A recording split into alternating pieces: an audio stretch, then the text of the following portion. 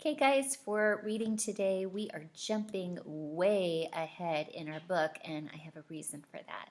Okay, so the story that we're going to read today is a sneak peek for our Bible study tomorrow. So I think you remember that sometimes our reading book gives us biblical fiction.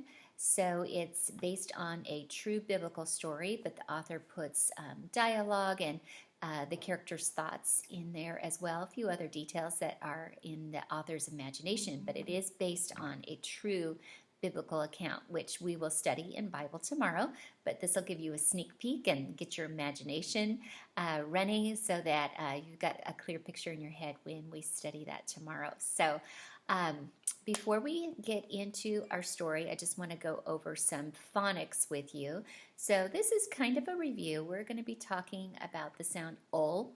Okay, so this is the way we write it in phonetics. We do an upside down E, that's called a schwa.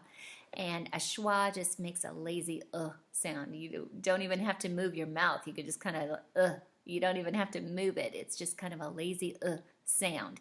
But we can spell it in lots of different ways, okay? So we can use that schwa sound with an L, and we can spell it in lots of different ways, like L-E or E-L or A-L. But however we're spelling it, it's still going to sound like ol, right? Just the with an ol sound. So, so in the word gentle, we have that schwa L sound, making the ol sound in gentle. In camel, spelled differently, but the sound is the same, ol. And in royal, it's spelled with an AL, but it still makes the ol sound. And whenever we have this at the end of the word, this ol sound, the schwa plus L, it is usually not accented in the word. So you can see that. So gentle, we have gen gets the accent, right? Gentle. Camel. Royal. So that just helps you when you get some words that have that ol sound at the end and you're trying to figure out how to pronounce it. We just know that the beginning of the word has the accent instead of the back end with the ol sound. So you're going to be doing some work with that on your reading workbook page today. Just identifying different words and different ways of spelling that sound, okay? So that should be pretty easy.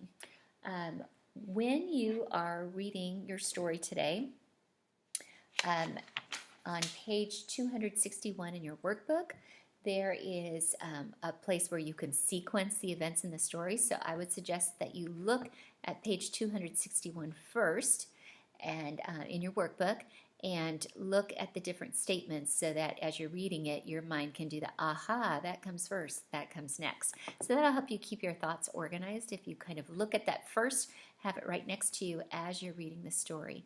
The story is called Phillipi, and it is talking about Paul and his other partner, Silas. So we haven't really been introduced to him yet in Bible, but you will tomorrow.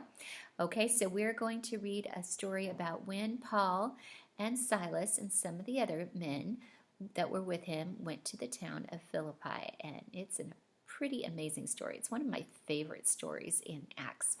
I don't know, it's kind of hard to decide because I like them all. Anyway, so you're going to read the story about Philippi, and as you're reading, I want you to be thinking about the focus question of how did God show his power in Philippi. So there's quite a few different ways that he showed his power. So maybe you can choose one that you think is the most impactful to you. Okay, one last thing. On page 261, you've also got some vocabulary words that I think you should be pretty familiar with. But I would also like you just to write down, there's lots of space on that workbook page. I want you to write down any other unfamiliar words and see if you can use some context clues to figure those out, okay?